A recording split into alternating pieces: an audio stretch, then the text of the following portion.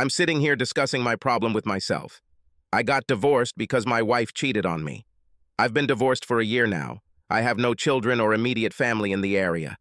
I'm telling you this because I want another man's wife. I don't know if it's love, need, lust, infatuation, or just the desire to have her. I do know that revenge is part of it. You see, I don't know her that well. I often meet her when I go for lunch. She works in the same building as me. I tried to find out as much information about her as possible. I'm going to get her, but my problem is, then what? In some ways, it's a terrible feeling, wanting someone so badly that I would be willing to take her by force, if necessary. So far, I have found out that she is about 30 years old. Nice petite build. Breasts that stick out from under her blouse without a bra. She wears miniskirts or tight pants. There are never any creases in her pants, so she either wears a thong or goes without underwear. As far as I can tell, she's married to a loser. She has no children and is something of a flirt. Her husband is a loser because he doesn't know what he has and is willing to risk losing her. The worst thing about him is that he ruined my marriage. He slept with my wife, and now I will make him pay by possessing his wife. I think that if I take her and have sex with her, I will be doing her a favor. In case you haven't figured it out yet, I'm nuts. A real son of a bitch. I've been like this ever since I caught my wife cheating. One day I came home from work early and just walked into my house. I didn't really pay much attention to anything and just went into my bedroom to change clothes. There, in the middle of the bed, lay my wife, spread out on the floor, while another man owned the hell out of her. She saw me and screamed, and that pathetic bastard thought he had done a good job on her. He was just reaching the peak of pleasure when I grabbed him by the shoulders and pulled him away from my cheating wife. When I threw him to the floor and started beating the crap out of him, my crazy wife just kept screaming. I gave that pathetic bastard a pretty good run. When he started to get up, I dragged him to the door and threw him naked right into the street. I threw his wallet and car keys onto the grass, but not his clothes. He stood up, staggered to his car, turned into a bloody mess, and drove off. I never saw or heard from him again until fate intervened one day. Then I returned to the bedroom, where my pathetic wife was quickly getting dressed. She cried, "Kevin, this is not what it looked like. Please, let's talk about this. We can figure this out." "Not what it looked like," I said. "It looked like you had sex with that asshole in our bed. Did you sleep with him or not? Please, Kevin, let me explain." I interrupted her. "Either you slept with him or you didn't. What is this? This is not such a difficult question. Just answer it." I waited a few seconds and said, "Since it is so difficult for you to answer this question, our conversation is over. I'm going out for dinner. You have 1 hour to take whatever you want and get the hell out of my life. If you're still here when I get back, I'll beat the crap out of you and then throw your sorry ass out. That's it. You have 1 hour. This ends our conversation." Then I walked out the door. I waited 2 hours before returning. I hoped she would leave. You see, I'm a man of my word, and I would beat the crap out of her, even though she's a woman and my wife. When I returned home, she was gone, and most of her personal belongings were gone too. She left me a note. I wasn't even going to read it, but then I thought maybe I should. Note from Rachel. "Dear Kevin, I made a mistake, a really big mistake. Jim means nothing to me. He was an old school friend of mine that I ran into by chance. We were lovers back in school. You knew I wasn't a virgin when we got married. It was Jim who was my first love. Everything just happened, and old memories never die. I ran into Jim at the mall. It was so nice to see him again, just like an old friend. Well, he started flirting with me, and I started reminiscing about old times. He asked me where I lived, and we walked up to the house. I should have been smarter, but I made a mistake. When we entered the house, I showed him around. When we got to the bedroom, he pulled me into his arms and kissed me. It just seemed like old times. And then it happened. We started hugging like before, and then he took me. God, I wish this had never happened, but it did. I'm so sorry that I hurt you. Please take me back. I promise to be a good wife and never cheat again. I really love you, Kevin. I always love you, Rachel." The note hurt me even more. Now this idiot had a name. I loved my wife. But I'm one of those psychos who believes that love can be lost. In my case, it completely disappeared. This was replaced by revenge. Revenge isn't necessarily what you want. It's something you just have to do. I would have had mine. The next day, I canceled work because I had to switch our checking and savings accounts. I called most credit card companies and canceled them. I kept the two that were in my name just for any expenses I might incur. I'm a stubborn bastard and I'm not afraid to admit it. That's just the way it is. Rachel's father called and asked what the problem was between me and Rachel. I got angry and said, "What the hell is happening to you? Don't tell me you didn't have the courage to ask your own daughter about it." "Well, George, I caught your precious, cheating daughter having sex with one of her friends in our bed. I'm not one to forgive, so I kicked her out the door. She had a chance to take everything she wanted, and I won't give her another dime. If she wants to go to court and air her dirty laundry, that's fine with me. Otherwise, leave me the fuck alone." Then I just hung up. 2 days later, Karen, Rachel's younger sister, called me and asked if I could talk to her for a few minutes. I told her, "Go ahead and say I'm listening." She started saying that Rachel was so sorry, until I cut her off. "I don't give a damn how sorry Rachel is. Is there anything else you want to say? If you say Rachel's name again, I'll hang up. Your cheating sister is no longer in my life." Karen asked if there were any other personal items left in the house that belonged to her sister. I just told her that her sister had an hour to take whatever she wanted with her. If she forgot something, it was too damn bad. Karen mentioned a few things. I was starting to get angry again, so I answered in the only way I knew how. "Karen, I'll tell you what. You come here and give yourself to me on my bed, and I will let you take whatever you want for your precious sister." She screamed back, "You pathetic son of a bitch! How dare you talk to me like that? Wait until I tell my husband, and you can deal with him. Does this mean I won't have a chance to fuck you? I always thought that you would be very good at making love." Well, then this pitiful semblance of a husband came here. I wasn't afraid of this weakling. He was simply a friendly person towards his wife. I doubted I would ever see him at my door. I heard someone in the background talking on the phone. I knew it was Rachel. Karen must have handed her the phone. All I heard was, "Kevin, you son of a bitch." And then I just hung up. I contacted my lawyer and asked him to fill out the necessary paperwork without giving Rachel anything. We rented a house, and each of us had our own car. Otherwise, I just kept savings accounts. Rachel never struggled with divorce. I made it clear that I would not talk to anyone in the family except Karen, and then only if she complied with my demands. Damn, I was a tough nut to crack. Karen was a beauty. She was a little prettier than her sister Rachel. Both were attractive women, but Karen was several years younger and probably made love much less, given her weakling husband. I was preparing to move out of the house, and the divorce was already final. I called Karen on the phone and asked if she would like to pick up a few of her sister's personal items. That I'm moving into an apartment and don't want to carry her crap with me. If she hadn't come and taken it, I would have just thrown it all away. She quickly said that yes, she would come and pick up the things that evening. I told her to either come alone or bring this pathetic version of her husband with her. Under no circumstances should Rachel have been standing at my door. When Karen showed up at my door that evening, she was alone. I asked about her husband, but she said he was busy. I knew the truth was that he was afraid, and she knew I was going to have her.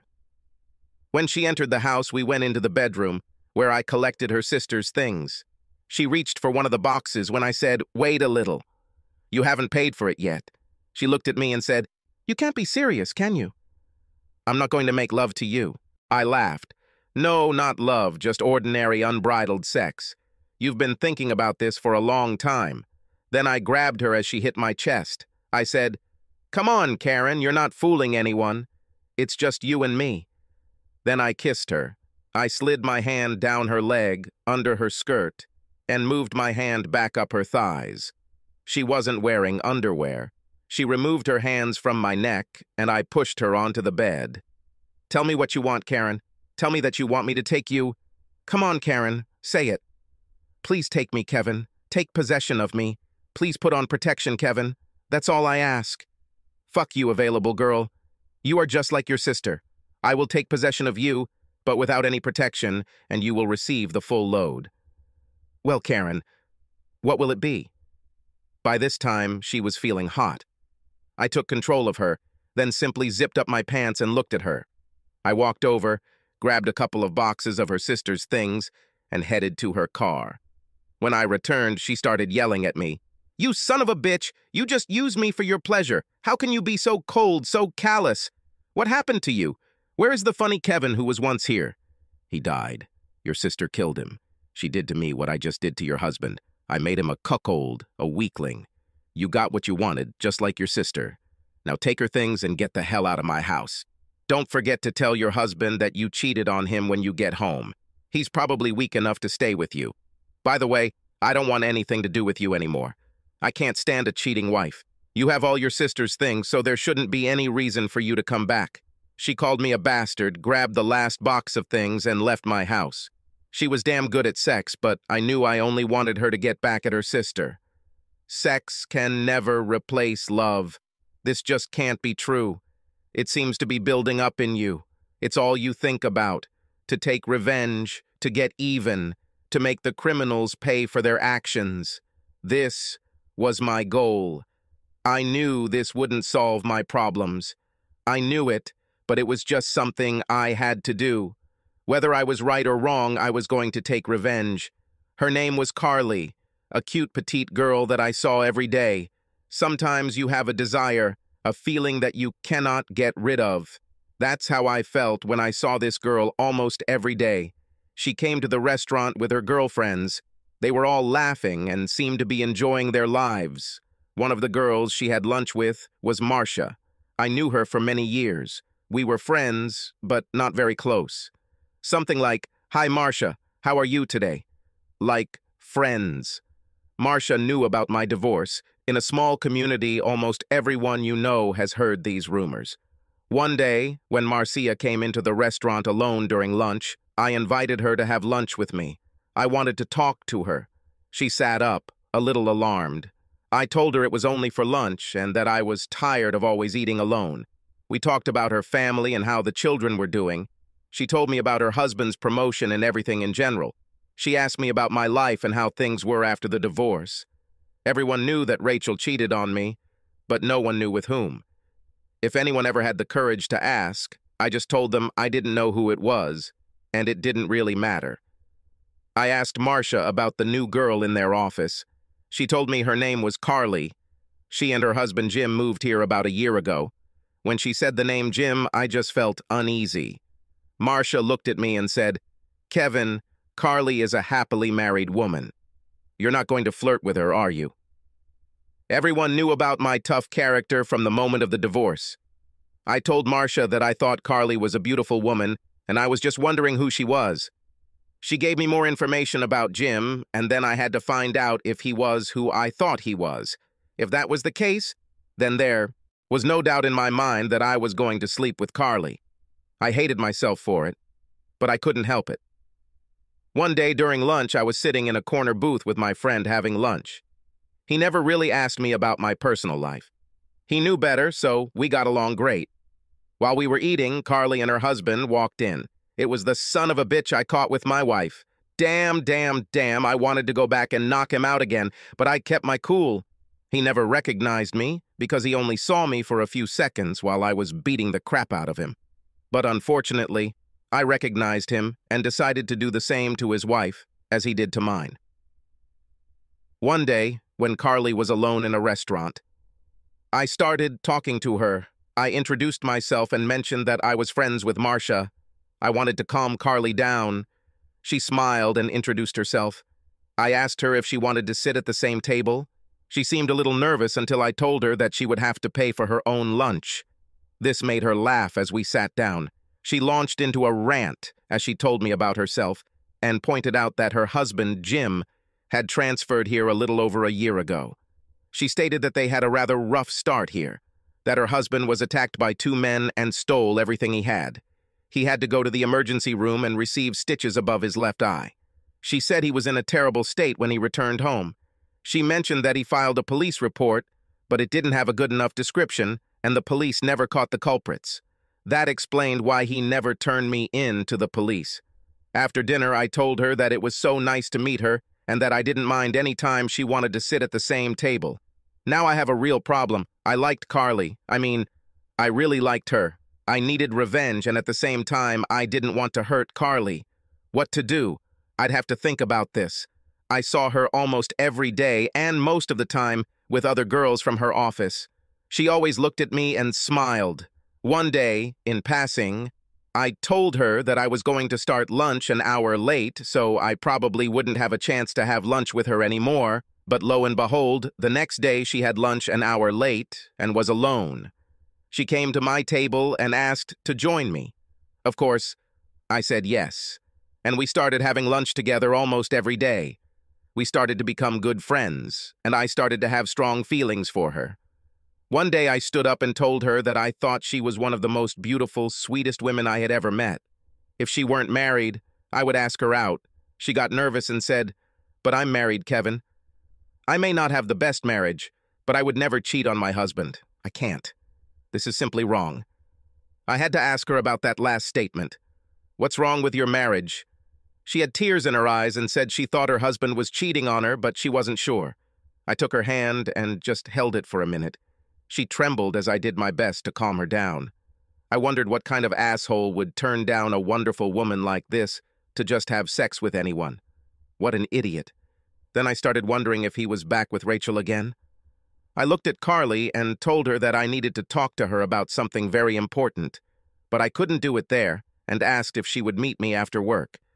I needed her to trust me enough to come to my house where we could talk privately. "Kevin, I can't go to your apartment. What would it look like? What will people think?" I just thought about Rachel for a second. Why couldn't she be like that?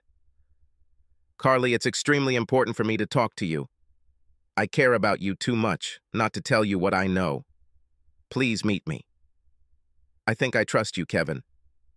I really like you, but I don't know you well enough to be alone with you in the apartment. Can we meet here and talk either in the car or in a restaurant?" "Okay, Carly, let's meet here after work. I'll even treat you to dinner." She smiled at me and said, "Boy, it must be important if you're willing to treat me to dinner." And she laughed. I needed to get my thoughts in order. What would I say? How would I say this? I didn't want to risk alienating Carly. I wanted her for my revenge, but now I also wanted her for myself. Yes, stubborn old son of a bitch. Kevin fell in love with another man's wife. Damn it, it wasn't supposed to happen this way. I just had to take her in front of her husband and then laugh at him. Why did it have to be her? Damn it, we met for dinner. She told me that she talked to Marcia and was told about my divorce and how I caught my wife having sex with another man. She said it must have been terrible to see this in my own home. She stated that she was very sorry for me. She was so afraid of finding out the same information about her husband that she didn't know how she would handle it if it happened to her. Carly, there are a few things I need to tell you about myself. I know you're married, but I'm falling in love with you. Please, Kevin, don't say anything else. I'm a married woman. Carly, I need to tell you all this. I have to tell you, and you have to listen, please. Like I said, I'm falling in love with you. My problem is that I'm a stubborn bastard. Having my wife and her lover together made me this way. I know you've heard people say what a sneaky bastard I've become. I can't help it. I would like. I always walk around with a chip on my shoulder. My wife put this chip there with her lover. My plan was revenge. I was going to find her lover's wife and take her in front of her husband. Yes, that son of a bitch was married too. Carly interrupted me. Please, Kevin, you don't have to tell me that. It's so personal, and I know it hurts you to talk about it. I can hear it in your voice. Let me continue, please, Carly. As I said, I was going to take revenge on my wife's lover and rape his wife in front of him. Now, I have a big, big problem. The woman I was going to take by force, if necessary, was the woman I fell in love with. Carly covered her face with her hands in shock. She knew that this man was her husband, and the woman I fell in love with was her. Tears rolled down Carly's face. My God, this is so hard to believe. How do you know? How can you be so sure? Were you going to rape me to get back at my husband? She cried more and more. I went to hug her to console her, but she stopped me. Please don't touch me right now, she said. I need to think a little. Carly, a year ago I found this man in my bedroom. I beat the crap out of him and threw him out of my house without any clothes. All I knew was that his name was Jim. Then I pulled out of my pocket the note that Rachel had left for me. For some strange reason, I saved it. I handed it to Carly for her to read. She cried reading this. I've been watching you for the past 6 months whenever you go down to the restaurant for lunch. Day after day, I waited to meet you. You were the only bright spot in my life, and I didn't even know you, but I gradually fell in love with you. At the time, I didn't know you were married. I never approached you because I had character problems and was still planning my revenge. Then one day I asked Marcia about you. She told me you were married, and I felt awkward. I really wanted to get to know you better, but I didn't want to ruin your marriage. Then the next day, your husband met you for lunch. That's when I realized who he was. I did everything in my power to not beat the crap out of him again. If you were any other woman, I would have already possessed you before his eyes, just for revenge. Carly cried with her hands folded in front of her. I continued, I fell in love with you and could not rape the woman I love. Now I am in deep confusion. I want to hurt your husband, not you. I want to make love with you. It's been a long time since I made love. The past year has been all about revenge. I believe your husband has returned to Rachel since they were childhood sweethearts, and she is now divorced. How do you feel about me, Carly? I need to know so that I know what to do. I promise, no matter how you feel about me, I won't hurt you. I just couldn't do it now. I know that I'm an asshole, a bastard, and a vindictive person. I'm stubborn as hell, but I have another side, one that hasn't seen the light of day for a year. I want to show you this man. Please give me a chance to show you this side of me. I could be a kinder, gentler person for the right woman. For some reason, deep inside me, I know that you are that woman. There's a good guy who wants to get out of here. Revenge blocks his path. Help me, Carly. Help me take revenge on your husband. Then, if you want, we could build a real happy life together. Oh my God, Kevin, so many things at once. My mind is full of questions, and right now I don't have any answers. I'm not even sure I know how I feel about you, my husband, or even myself. I need to think about everything you've told me before I can give you any answers. Please understand that I am not playing a prank on you or pushing you away. I want to help you. You seem to hurt so much inside, but I don't know. I just don't know. After a somewhat unpleasant dinner, I walked Carly to her car.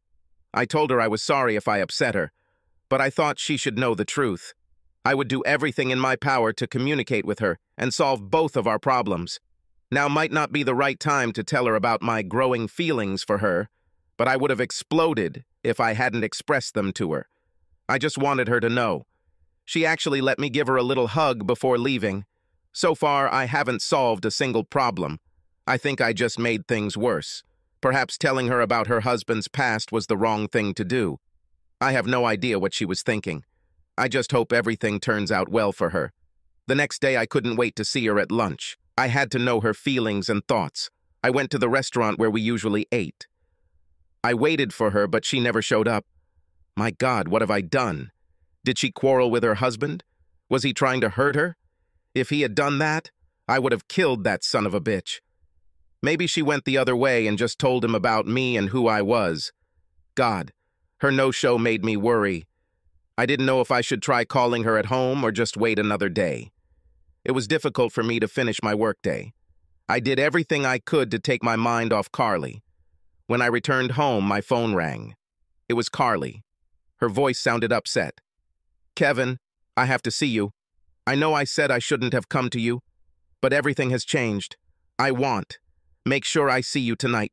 Can I come in, please? Oh my God, Carly. I was so worried about you. I felt so bad today after not seeing you at lunch. Did that bastard hurt you? If he did this, I'll kill that son of a bitch. Yes, come right now. I'll be waiting here for you. When I hung up, the doorbell rang. I wonder who it could be. I opened the door, and Carly was standing there, grinning at me. I followed you home, but I needed to know if you were just blowing smoke or if you really wanted to help me. When you answered the phone like that, I knew you were being honest with me. Sorry for this little test, but I had to be sure. God, I was so glad to see her. I hugged her tightly, and it felt so good. I asked, "Why didn't you go to lunch today?" She told me, "Last night I spent the whole evening trying to put my thoughts in order. Jim, my husband, returned home late. He used his usual excuse. He worked late. I tried to be a little affectionate with him, but he didn't want any part of it.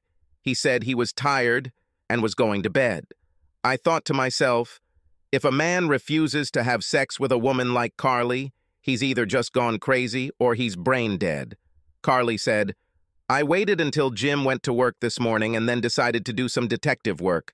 I started going through computer files, looking for hidden files or emails that didn't belong to me. I work on a computer at my job, so I'm pretty familiar with them. Thanks to the information you provided me, I was able to track down several files. Here's what I found." She gave me all kinds of information. She said she would explain it to me so I wouldn't have to read all the details. She looked at me and said, "First of all, I have to tell you that I don't love Jim anymore. After all the information I've learned about him, I think I despise him. I don't like it being used, and that's one of my potential problems with you." I grabbed her hands and squeezed them. Then she said, "I'm not sure how I feel about you. There's one part of me that really cares about you, but another part of me says, be careful with this. He just wants to use you for his revenge and then throw you out like a hot potato. So for now, I want to keep our relationship on hold.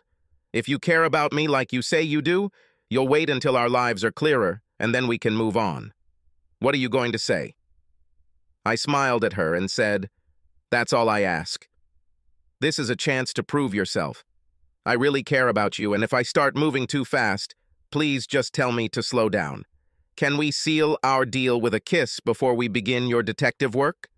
She smiled at me with a wide, stupid smile and said, "No. Let's get started right away."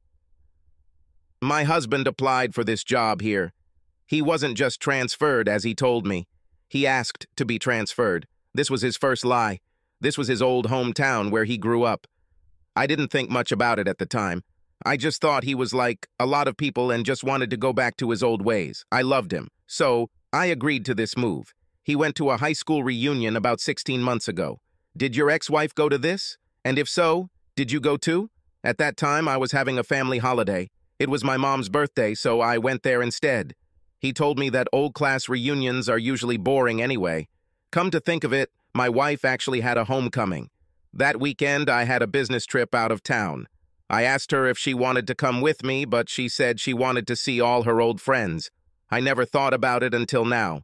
Damn, you're a pretty good private investigator. Here is a copy of some emails they exchanged just before the meeting. Not love letters, but they were definitely expecting to see each other. And now here are a couple of emails from the alumni meeting. As you can see, or at least read, when you caught them having sex about 4 months later, this was not the first time they had met and had sex. They've been doing this for 4 months now. I got angry. This fucking cheater told me, "Oh, honey, it's not what you think. It just happened." I thought that my revenge on her was over since we were no longer married and that I was only going to take revenge on Jim, but now everything has changed. Carly could see the pain of the meanness in my eyes. I told Carly I wasn't mad at her at all, but being cuckolded by my ex-wife really pissed me off. Then I looked at Carly and said, "I really need to be kissed right now to calm me down, or I'm going to have to punch a wall." I got up and went to the wall. "Stop, madman! I will kiss you! I will kiss you!" she screamed. She stood up and came towards me. She hugged me and kissed me very gently for a few seconds. When our lips parted, I looked into her eyes and slowly pressed my lips to hers again with a little more feeling. When we parted for the second time, she said, "That's enough, Tiger. I'm only human too." When we sat down again, I thanked her. She looked at me and said, "It pleases me, and I really mean pleasure. Now let's get back to work. I can't hang around here all night." We both laughed, thinking about the same thing. Here are copies of my husband's phone records for the last year or so. As you can see, this number receives calls almost daily. I called the phone company and it belongs to someone named Rachel Miller. This is my wife's maiden name. I didn't even know she took it back. Besides, I never knew she had a cell phone. When was it purchased? According to my husband's phone records on this number, it must have been about a month before he was beaten up by a couple of thugs named Kevin. She smiled. That means she had the phone before you caught them. This might explain why they got away with it for so long, and also why she didn't fight for more money during the divorce. Some of this might come out and wouldn't help her case. What about you, Carly? Where do you stand in all of this? For me now, it's mostly revenge, but you're still married to that bastard. What do you want us to do? She looked at me, knowing that I said the word we instead of you. I want to thank him for everything we have. I want to make him regret ever doing this to me. I want to embarrass him in public. How can I do all this without becoming a cheater? I want to save my pride, and hopefully yours. Carly, do you think you can live in his house for a couple of weeks without giving anything away? No problem. I just don't want to have sex with him. Otherwise, I have no problem cooking a dinner or two. If he continues to see his girlfriend regularly, I'll be fine. Well, Carly, first you need to go shopping. We can go there during lunch if you want. Make sure you use joint credit cards in both your names. We don't want you to get in trouble if you only use cards in his name. Buy yourself everything you've always wanted. Get into as much debt as you can. Take a few cash advances and put the money in a savings account or buy bonds and stocks. Kevin, aren't you a stockbroker? Why don't you invest for me? I didn't want you to have any doubts about me. I really care about you, and I want you to trust me. I can invest this money for you if you want. I just want you to know that I don't want any of this. I'm here to help you. If at any point you decide to make love to me, it will be revenge for me. We decided that credit cards would be our starting point. As she stood up to leave, I asked her if I would have any more kisses tonight. She hugged me, opened her mouth slightly, and kissed me. I felt like a teenager and pulled her body towards mine. She pressed her pelvis against me. Then she pulled away, saying, "Damn, you're good. See you tomorrow at lunch." She smiled and got into her car. The next day, instead of lunch, we went to a couple of banks. Using her joint credit cards, she took out thousands of dollars in cash advances. This would give her a month to complete all of her transfers before her credit card bills are due. She was smart. She didn't max out any cards, just in case he used any of them. She did find out that he was charging motel room rates twice a week from one of the cards. We did our banking for 3 days using 7 different payment cards. I took the checks and deposited all the money for her. I used tax-exempt government bonds and other accounts that would have been difficult to withdraw money from. Carly made me transfer the bills into my name so her husband couldn't get a penny of the money. I did make her co-signer on the bills, so I couldn't take any money without her signature. The guarantor was my idea. I wanted her to feel secure because of the investment and because of me. I started finding out the latest news about my ex. I couldn't find almost anything. I gave Carly all the information I could about her, and she took advantage of it. She said Rachel now works for the same company as her husband. Rachel was one of the company secretaries. Carly took advantage of her connections and found out where they spent their time when not at work. They became sloppy. Because they cheated for so long, they thought no one noticed. Carly told her friends to start taking pictures and taking notes about everything that was happening. I learned that everyone loved Carly. All the other secretaries respected her. Whenever they had problems with their computer, they called her. I learned that she was literally obsessed with computers, but without looking like a nerd. She went from office to office helping secretaries with their computer problems. They never felt humiliated or laughed at because Carly always took the time to explain procedures to them. They all felt like they were protecting her. I didn't know about my revenge. How was I going to do this? I couldn't rape Carly, not now, when she was the only good person in my life. My ex-wife has left my life, but I wouldn't mind getting a little revenge on her since it was a long-term affair before our divorce. But how and what could I do? Without Carly's help, I'm not sure I could have gotten through this. Carly told me she couldn't just have sex with me right now. If she did, she would be no better than my cheating wife or her husband. She really cared about me, but she was still a married woman. I needed a plan. What to do, what to do. Like I told you, I was a tough guy and have remained so for a year. I worked out and kept myself in good physical shape. I had to do it. I had many friends of dubious character. Frankly speaking, they were pimps and prostitutes. I was their investment broker. We made a lot of money together. They made money, and I invested it for them. Yes, I did have affairs with several available girls. Believe it or not, some of them were really nice people. Of course, others were not so nice. Fortunately, I knew who was who. It was really good to be friends with them. They did me a lot of good just because I didn't humiliate them. I may not have agreed with their way of life, but they were people too. I called one of my pimp friends and asked him for a favor. When I finished explaining this to him, he laughed out loud and said, "Dude, you're a terrible bastard. Do you know that this will cost you dearly?" "There are no freebies in this world." I told him, "No problem, Big Louis. The main thing is that everything is done correctly. Perhaps this will even be some kind of bonus for you." "Good deal. My plan is finally coming to fruition." One evening, Carly and I got together to plan our secret operation. She was worried that I might still want to pick her up in public, and that went against everything she believed. She truly was a special woman with good character. I promised her, and God is my witness, that I would never hurt or embarrass her in any way. She just gave me her patented ice-breaking smile and said, "I think I'm really falling in love with you. Just thought you should know." I asked her to take the next couple of days off as vacation, sick leave, or maternity leave. It didn't matter, except that we only had a couple of days to organize this operation. To succeed, everything had to work like clockwork. "Well, what's our plan, Kevin? How are you going to get revenge without using me? What do you need me to do?"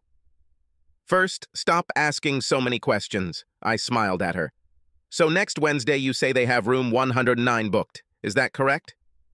"Yes. They reserved the room until 10 in the evening. They always seem to book the same room and always for about 5 hours. Not the best of motels, but they need to rent it out by the hour. Funny. The way Jim made love to me, he could have rented it for 15 minutes and saved a lot of money." "Okay.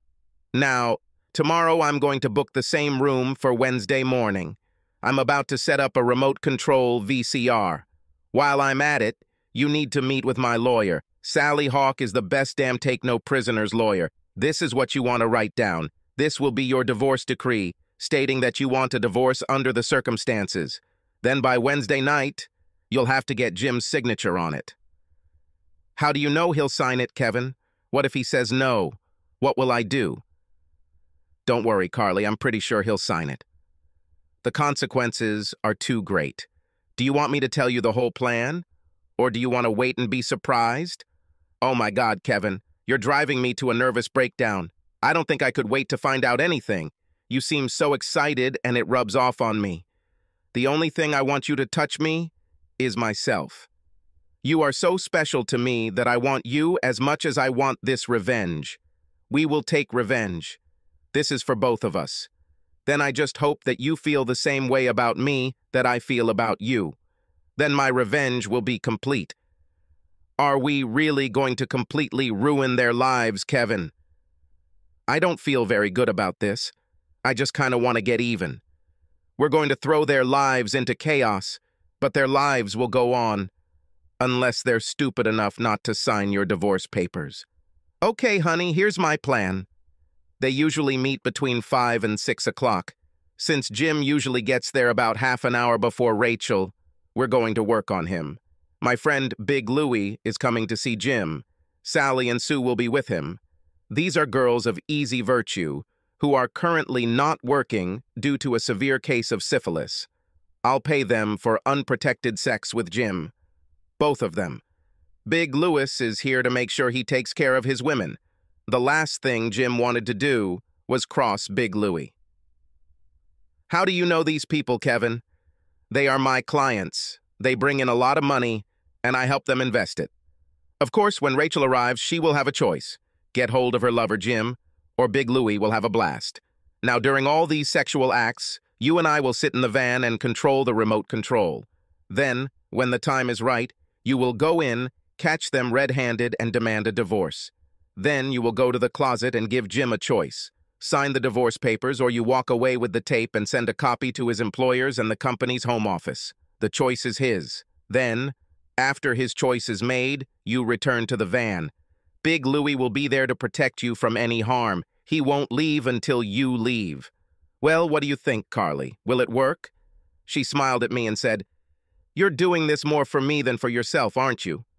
God, you know there's another side to you, and I'm starting to really like it. Begin." Over the next 2 days, we prepared everything. Carly met with Sally Huck, our lawyer, who said she wanted to be there for Jim's divorce papers. There was no doubt that she would get his signature on the legal document. She was the most famous divorce lawyer in the state. Sally said it was such a cool plan and that we had sent her a lot of orders over the years. She was a good friend and just wanted to be in on the action. Big Louis was ready. We paid him in advance and told him he'd get an extra $500 if all went well. He simply smiled and said, "No problem." I drove to the motel and got a room for Wednesday afternoon. The receptionist said that I had to leave by 16 o'clock because the room was already rented. I met up with Carly and we went to lunch at a really nice restaurant. Lo and behold, my ex-sister-in-law was having lunch with some guy who wasn't her husband. I told Carly who it was, and she asked if it would hurt our plans. I told her that the man who was with Karen was not her husband, and since she didn't know Carly, we could enjoy our lunch. When Karen saw me, she was horrified. Caught, so to speak, at the crime scene. I could see that she was very nervous and was wondering who I was with. Carly looked great. Her breasts were hanging out, she had no bra, and her skirt was about 4 inches above the knee. Carly understood everything very quickly. She moved to the seat next to me instead of across from me. Then she turned my face towards her and kissed me. She put everything into that kiss. Not only Karen watched, but also everyone who could see us. Carly pulled away and smiled, saying, "Do you think that caught anyone's attention?" Then she kissed my open mouth again. She stopped when the waiter started making strange noises. I looked at the waiter and said, "She is a very beautiful woman, isn't she?" He replied, "Yes, that's true, sir." "You belong to me, don't you, honey?" When I looked at her. "Only for you, baby." "I belong only to you," she smiled. God, I hoped it was true, but I knew she was putting on a show, so my ex-daughter-in-law would have something to say to Rachel. Karen never came to see us. God, I wonder why. Carly and I finished our lunch and headed out the door. We went to an electronics store and picked out the equipment we needed. When we left, she said that the kiss in the restaurant was real. She said that she was not joking, although she did it to spite my ex-daughter-in-law. Wednesday morning arrived. Carly and I were both on edge. Any operation with revenge strains the nerves. Every detail had to be timed and done correctly. Not much room for error. Carly met with Sally to make sure the divorce papers were in order. I went to the motel room and set up the video equipment.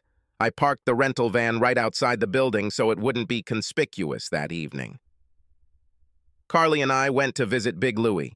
When he saw Carly, he was stunned. "God, dude, who is this doll?" he asked. I looked at him and introduced Carly. I know she was nervous, but Big Louis had a tendency to affect people that way. He was about 2 meters tall and weighed about 145 kilograms, blacker than the ace of spades, but he was a really smart guy. He had a master's degree in business. His fortune was in the millions. I know because I was his financial broker. He saw that she was nervous and told her, "Don't worry, little lady. Nobody will harm you. Kevin is my friend, and I respect the man.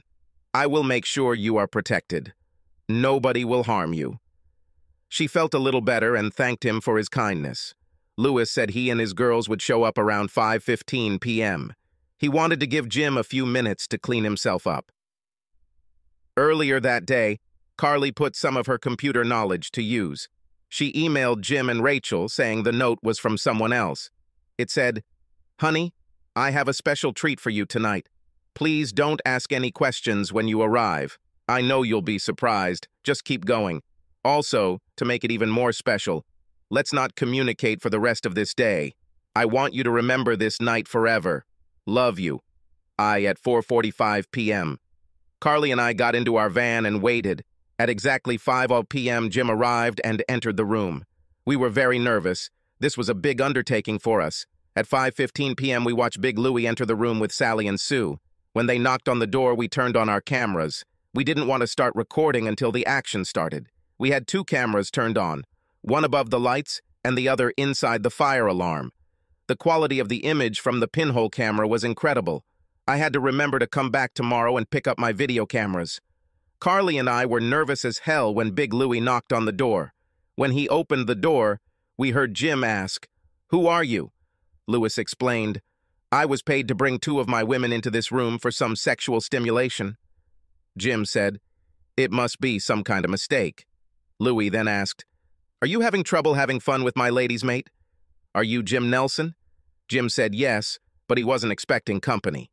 Louis told him that they were paid in advance to come into this room and have sex with its occupants. Louis told him that they are not a charity and do not give back any money.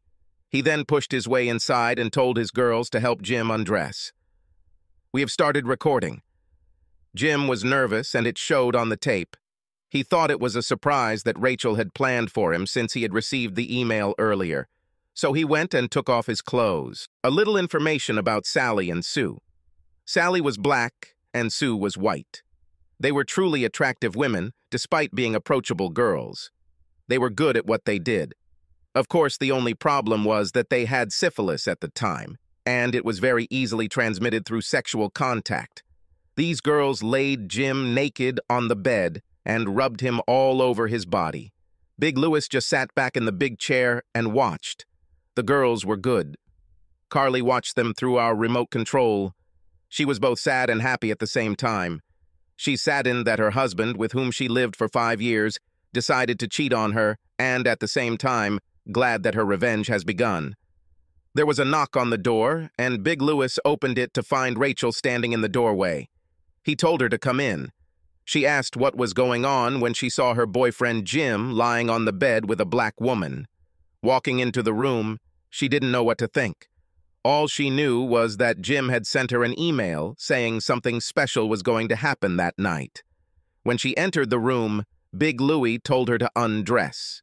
She was scared, looking at this big black man telling her what to do. He told her he had no intention of touching her. He was simply there to protect his girls. Sue looked at Rachel and told her that they didn't have all night and that she should hurry up and get undressed. Not knowing exactly what to do, Rachel began to undress. Sue, who was wearing only her bra and panties, helped Rachel undress. Sue sat Rachel down on the edge of the bed, then stood in front of her and pressed herself against Rachel. Rachel screamed. She has never had any sex with another woman. She thought this was Jim's plan for her, so she let it happen. The cameras recorded everything, sound and video. Both Jim and Rachel were over the moon. Once Rachel had recovered from her pleasure, Sally and Sue got out of bed and began to get dressed. There was a knock on the door of our van. It was Sally Hawk, our lawyer. She asked how things were going and then looked at the monitor.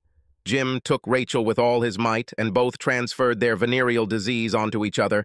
Sally and Sue returned to their car and waited for Big Louis. They did their job well. Big Louis was waiting outside the door to protect Carly and Sally Hawk in case they needed him. Carly and Sally walked to the door at the same time. Carly entered the room first. "You damn son of a bitch! You're a worthless piece of crap! You're a fucking lying idiot!" Carly used every curse word she had ever learned. "I want a divorce, and I want it now." Jim and Rachel stopped what they were doing when they saw Carly at the door yelling at them. They knew they were caught red-handed. They could not explain how they could get out of this situation. Carly continued talking. "Why, Jim? Why wasn't I good enough for you that you got involved with this woman? I knew you were having an affair. I was hoping that you would put it out of your head, but no, you continued and continued to do this. I'm over it. I want a divorce, and I want it as soon as possible." Then Sally Hawk came in. "Jim, This is my lawyer, Sally Hawk. She will tell you the terms of the divorce decree. I expect to begin divorce proceedings tonight, so I can get you out of my life as quickly as possible, so you can get your girlfriend. Jim and Rachel got out of bed and started getting dressed. They didn't have time to shower, so a venereal disease was probably starting to set in. I'm Sally Hawk, Carly's lawyer. The conditions for divorce are very simple and very clear. 1. Carly will go home tonight, and she will have 24 hours to pack everything she wants. You won't be there tonight. After 24 hours, she will never return to the premises. This is an apartment rental in your name, so you can get it. 2. You will be responsible for all bills due before today's date. This includes all credit cards held in your name or jointly by both of you. Carly will deal you all the joint cards tonight and will never use them again. She will be responsible for any cards in her name only. 3. Each of you has your own vehicle and will each be responsible for insuring and paying for your own vehicle as well as for its maintenance. 4. Finally, your savings account with a balance of $8,000 will go to Carly. Tomorrow she will withdraw money from the account. You have a retirement fund that contains over $80,000. Carly has one for $15,000. In that, you will both be able to maintain your own retirement funds. If you agree to these terms, you will have to sign the decree tonight. This is irreversible. Neither of you will be able to make any changes once it is signed. Carly has already signed it. Just sign it on the line that says husband. Sally handed him the document for him to look over and sign. Rachel sat and watched. Jim said, "What if I don't sign this tonight?" "What are you going to do?" Sally said, "The document you are holding in your hands will be canceled in 5 minutes when I leave. Then we will go to court and demand the same benefits, except we will make sure that we also get half of your pension fund. This is a good deal for you. I would advise you to take this." Carly walked to the closet, opened it, and took out a tape from the VCR. "This is a recording of today's events. This will be part of our divorce process." Jim said, "I'm not that stupid. You can't use this tape. You did it without permission." Sally started laughing. "You really are a stupid bastard. We will not use it in your divorce, but we will make copies and send them to your company and your company's home office. I'm sure they don't approve of their married employees having affairs." Jim took a couple of steps towards them when Big Louie re-entered the room. "You didn't mean to hurt my friends, did you, Jim?" Jim retreated. "Well, Jim, now you have 3 minutes to make a decision, and then we'll get out of here," Sally said. Rachel turned to Jim and said, almost in a whisper, "Jim, Sally Hawk was my husband's lawyer, and I didn't get a dime. They say she is one of the best in the state. You better take this offer or you'll end up upstream in a boat without an oar. Besides, we'll lose our jobs if this tape falls into the wrong hands." Sally looked at Jim. "1 minute and we'll be out of here. See you in court." As they turned to leave, Jim shouted, "Wait, I'll sign this, but only if I get the tape." Carly looked at Big Louis and handed him the tape. "After Sally and I get out of here, you can give this tape to this idiot." She also handed him an envelope with a promised bonus of $500. Sally repeated what she had said earlier. "This document is irrevocable. If you have any questions, you should contact me. You must not disturb Carly under any circumstances, otherwise I will have you arrested and put in prison. If you understand everything I said, then sign the document and I will give you a copy along with the tape and joint credit cards. Remember, Carly has 24 hours to remove whatever she wants from the apartment. Your divorce is considered a no-fault divorce and must be completed within 2 months." Jim signed the papers and Sally gave him a copy. Then Carly and Sally both walked out the door. Shortly after, we saw Big Louie hand the tape to Jim, and then he walked out and joined his girls. Carly and Sally returned to the van with big smiles on their faces.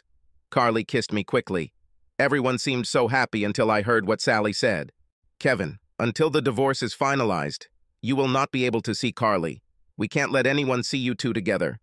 As long as you two are not involved, everything should go according to plan. I know we are facing some challenges due to credit card charges over the past 2 weeks, but we have our documents on our side unless someone suspects that Carly is trying to defraud the banks. That's why I let Jim take his pension fund.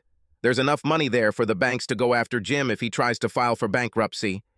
There is also no money with Carly's name on it, only $8,000, which she has to pick up tomorrow. I suggest you just keep them in the same bank, but only in your name. This will reduce any banking issues," Sally continued. "After the divorce, there should be no more problems, and you two can sleep together if you want. It will be up to you. Kevin, you told me that your employer asked you to go to another state and open a brokerage firm for a couple of months. I would advise you to take it as soon as possible. Carly will be okay. I'll be here to keep an eye on her. I hate to say it, but right now you are Carly's biggest problem. Of course, I cannot force you to do anything, but I strongly advise you to do it." Carly was crying, so I just hugged her. I knew Sally was telling the truth. Now I was the only problem, the only weak link in the chain. I kissed Carly goodbye and told her to contact me after the divorce. I would wait for her. Sally and Carly got out of the van. Sally took Carly home so she could take out whatever she wanted. Earlier that day, they hired a moving truck so Carly could pick up whatever she wanted. Sally did say that I could call her if I needed to talk or wanted to know anything about Carly. After the girls left, I looked at the monitor again and noticed that Jim and Rachel had left. I left, returned to the room, and collected my equipment. I brought a spare copy of the tape with me just in case we needed it in the future. Funny how no one ever wonders if there is a second copy. 2 cameras, 2 recording devices. I packed it all up and headed home. I was really happy for Carly and sad for myself. The next day, I went and talked to my boss. I talked to him about temporary work. I was supposed to fly to Chicago on Friday. I just hoped things would work out for Carly. She truly was a wonderful person. Looks like she got her revenge. I was the only one left in the cold. It was fun helping Carly. I really loved her. When I arrived in Chicago, I threw myself into my work. We were starting a new brokerage firm and starting from scratch. If I wasn't working, I was sitting in my room sulking about Carly. During the first 2 weeks, I kept wondering if Carly was okay. One day, I called Sally Hawk. She was glad to hear from me. She said everything was going well. As they expected, Jim hired a lawyer and wanted to contest the divorce. His lawyer told him that he was barking up the wrong tree, and if he wanted to face Sally, he better get a new lawyer. Jim hurled accusations at Carly. He said she set him up, but when it came to proof, he had none. Sally said she warned Jim that if he was going to keep accusing Carly of anything, she would sue him. She was fed up with his whining. Sally also told me that Jim's lawyer mentioned that both Jim and Rachel had contracted syphilis. They had to undergo a course of injections and could not have sex until everything was cleared up. Otherwise, they might get a new strain from each other. This brought a smile to my face. Finally, Sally said that Carly had moved into a nice apartment near her work. She took about half of the things from her old apartment to set up her new one. She was told not to talk about me for fear that someone would link us.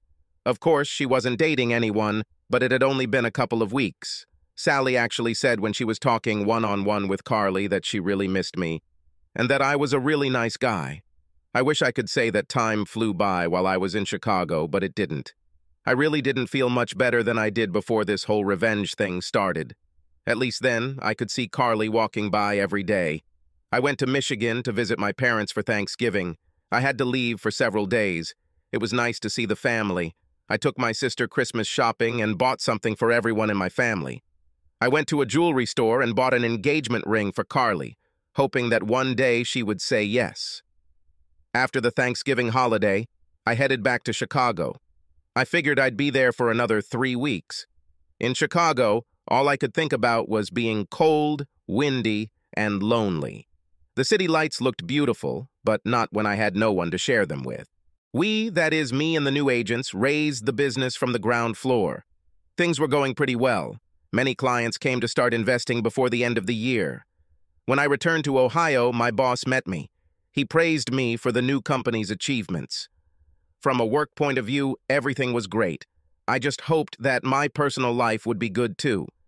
As soon as I got back to my apartment, which was 2 days before Christmas, I called Sally Hawk. I haven't even had Carly's number since she moved.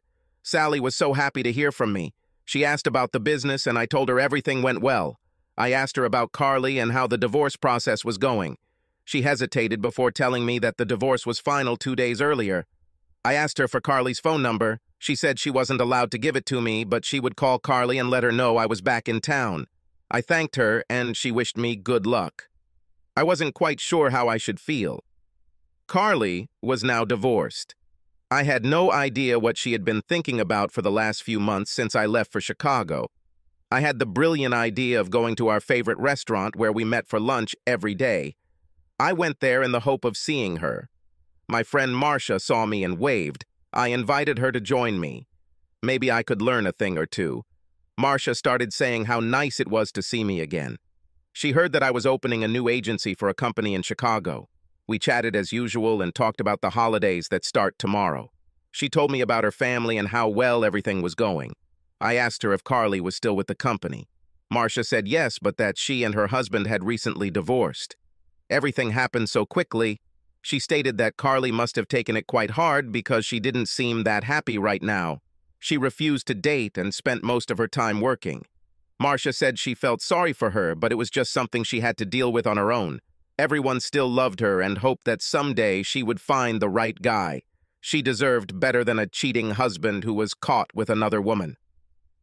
I asked Marcia if Carly was working today. She said she was there, but she got a call about an hour ago, and instead of having lunch, she left for the afternoon. She won't be back until next week after Christmas. I wished Marcia a Merry Christmas and asked her to send my greetings to her family. Then I got up and went home. There was nothing on the answering machine. I was already starting to feel slightly depressed when the phone rang. I jumped up to answer, thinking it was Carly, but it wasn't her. It was another telemarketer who needed money. I just threw the damn phone back on the table. I knew she had to call me about her investment. Come to think of it, this wasn't necessary. We had other agents available to update my files for clients while I was away. My agents and I would share any new business that was assigned to my client base. I could call the office and see if any action has been taken on any of Carly's accounts. I quickly called the office, but it went to voicemail. I looked at my watch, surprised that it was 5:12 p.m. Damn. Offices will be closed until Monday due to the holidays. I was here in the dark over the holiday weekend. All offices were closed. Damn it! My emotions were starting to get out of control. Did I have it, or did I lose it? Damn it, I needed to know something. How was I supposed to survive this weekend without knowing anything? The phone rang again. I ran up to it and picked up the receiver. It was Sally, my lawyer. She called to let me know that she had received word that I had returned to Carly. She also wanted to let me know that everything regarding the divorce was final. Jim could no longer file motions. He tried, but lost them all. He had to cash out more than half of his retirement fund to pay his bank credit card charges. I told Sally she was a true friend and great to do business with. I thanked her for the information and wished her a Merry Christmas. There was a knock on the door. I opened it and found that it was Mary, my neighbor. She picked up my mail and cleaned my apartment while I was gone. I invited her to come in for a few minutes. She was a sweet older woman who cleaned apartments to supplement her income. She usually cleaned mine about twice a week. She handed me my mail and gave me a tray of homemade cookies for the holidays. I asked her to wait a second because I had a gift for her too. I went in and gave her an envelope with 3 crisp $100 bills for Christmas. She smiled and thanked me and then left. We needed more lovely ladies like Mary in this world. She was a pleasure to be around. I was hungry, so I called the local pizzeria and ordered some pizza. I asked for it to be delivered. I didn't want to go out anywhere else tonight. I asked them to stop by the grocery store and buy me another 12 cans of Miller Lite. That's the nice part of living in a small town, the so-called hometown amenities. I decided to turn on the TV to watch the latest news and wait for my pizza to arrive. Half an hour later, the doorbell rang. I got up to get my pizza. When I opened the door, Carly was standing there with a big smile on her face. Tears welled up in my eyes, and I said, "I thought you were a pizza delivery guy." She smiled. "Sorry to disappoint you. No pizza, just me." I dragged her into the living room, grabbed her and hugged her to me. God, she always felt good. "I missed you, Carly. I missed you terribly. It's so nice to see you again." She was about to say something when the doorbell rang again. I opened it up, and it was the pizza guy with my beer and pizza. I quickly paid him and closed the door. Then I turned back to Carly. "You are hungry?" "We have pizza and beer," as I held both of them in my hands. Carly looked at me and was still smiling. "You know, you're a really funny guy." I was fully prepared for what I was going to say, and here I am, and I can't even think straight. "I need to tell you a couple of things, and then we can eat the pizza while it's still hot. I know you hate cold pizza." "Okay, big guy. I missed you too. In case you haven't heard it yet, I am now a divorced woman. I just found out today that you are back. I didn't mean to leave you a phone message. It would be too tasteless. I needed to talk to you in person. I left work early after Sally called to tell me you were home. I went out to buy you something like a Christmas present. You'll see it after we finish eating. It's not every day you go out of your way to buy me dinner, so let's eat." As I was getting us a couple of paper plates, I asked her what type of gift they were. She simply smiled her ice-melting smile and said, "Then you'll see. Now eat your pizza and pass me the beer." She laughed. While we ate, we talked about her work and how well it was going. I told her about the agency we had opened and explained the details. We both avoided serious problems. They were supposed to arrive soon. After we had eaten our fill of pizza, Carly looked at me and asked, "Are you ready for your kind of gift now?" I smiled and said, "Yes. Where is it?" Carly held up a small bag the size of a lunchbox. "I'll be right back," she exclaimed. When she left the room, I put the pizza and beer on the counter and walked over to the drawer where I kept the ring I bought for her. I took it out and put it in my pocket. She shouted from the bedroom. "Are you ready?" I shouted back, "I think so." When she came in, she said, "I bought this something like for you today. You can unwrap it if you want." She stood there in a lacy red silk bra and lacy red silk bikini panties. She even had a little red silk lace bow in her hair. She looked at me and said, "I am no longer a married woman, and now I would not cheat on any husband. If you want your present, we can go into the bedroom and you can unwrap it." Tears were streaming down my face. This is the woman I've wanted for over a year. She stood offering herself to me. I looked at her and said, "On one condition." I reached into my pocket, pulled out a ring, and said, "If you marry me."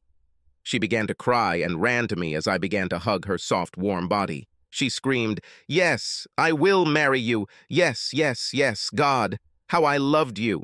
I picked her up and carried her to my bedroom. I put her on the bed. What a beautiful, sexy sight she was, just laying there. I stripped down to my underpants. This was supposed to be our first time together. This had to be good. I knew it would be. I took my time, kissing her neck tenderly. Everything I was going to do from then on was going to be as gentle as making love to an angel. She raised her arms above her head as I began to kiss the valley between her breasts. She smelled wonderful. I think she said it was white diamonds. Oh my God, she smelled so good that I wanted to swallow her, but I promised to continue moving carefully. I kissed her breasts while unclasping her lace silk bra. I brought it to my nose, inhaling the heady aroma for just a second. I slid one hand down to her flat stomach. She was so sexy. I felt her suck in air every time I pressed on her stomach. She was getting hot. As I descended, I could smell her feminine scent rising from the valley below. Carly didn't say anything, just something like a moan. However, I could feel it in the movements of her body. I stood up and slowly finished unwrapping my gift. When we finished, she whispered, "Kevin, I love you so much." We fell asleep. We must have slept for quite a long time. When we woke up, the house and room were completely dark. It had been a long time since I woke up next to the woman I wanted next to me. I had to get up and pee. I couldn't wait any longer. Carly stood up while I was in the bathroom. Carly rummaged through my dresser drawers and pulled out a long t-shirt to wear. The shirt has never looked so good. Carly showered and freshened up while I briefly put the leftover pizza in the refrigerator. It always tasted better out of the oven. While we ate the pizza, we talked some more. I asked Carly when she wanted to get married. She replied that she would like this to happen as soon as possible. She didn't want to wait. By then it was around 10 p.m. I called Sally Hawk at her house. In response, she asked, "What's the matter, Kevin?" She must have had caller ID. I told her that Carly and I had a problem and maybe she could help solve it since she was a lawyer. "What's the matter, Kevin? I'll help if I can." "Carly and I want to get married as soon as possible, but tomorrow is Christmas Eve and we need a judge to marry us. Do you know anyone?" Sally started laughing. "So, Carly called you, didn't she? I'm happy for both of you. Meet me tomorrow morning at the courthouse. We'll get your marriage certificate, and then we'll go to my house. You see, Mr. Hawk, my husband is a judge. I know that he will marry you. See you tomorrow at 9:00 sharp." The next morning, Carly, who was beautifully dressed, and I, dressed in a suit, met Sally in the receptionist's office. We received our certificate and headed to Sally's house to get married. Her husband seemed like a pretty nice guy for a judge. You never know what to expect from lawyers and judges, but we knew Sally was the best. Carly doesn't have many relatives left in the area, just a few distant relatives. So we decided to head to Michigan and surprise my family with my new wife. To say they were happy or overjoyed would be putting it mildly. Enthused would be a better word. They all loved Carly. How could they not do this? She was definitely part of the family. Wow. Christmas turned out to be pretty good after all. We had to return after Christmas. We both had jobs, and now we had to move. We decided to live in my apartment. She had a month's rent anyway. Every day after work, we would move some of her things to my house. It was fun to do almost everything together. The girls where she worked were so happy for her. They said the old Carly was back. Marcia was a little shocked when she found out that I was her new husband, remembering that I was a tough guy and very vindictive. I remember Carly telling her, "Don't worry, Marcia. He's a puppy, and I love him very much." A big New Year's party was approaching. Almost all the successful businessmen from the area were present. I asked Carly, "Honey, do you want to go to the party of the year? Our first time that everyone can see us together. I want to brag about you. Besides, even our ex-spouses may be there." Carly thought for a moment, then looked at me and said, "Kevin, I love you with all my heart and I want everyone to know it." "Yes. We will go to the New Year's party, my dear husband." We went to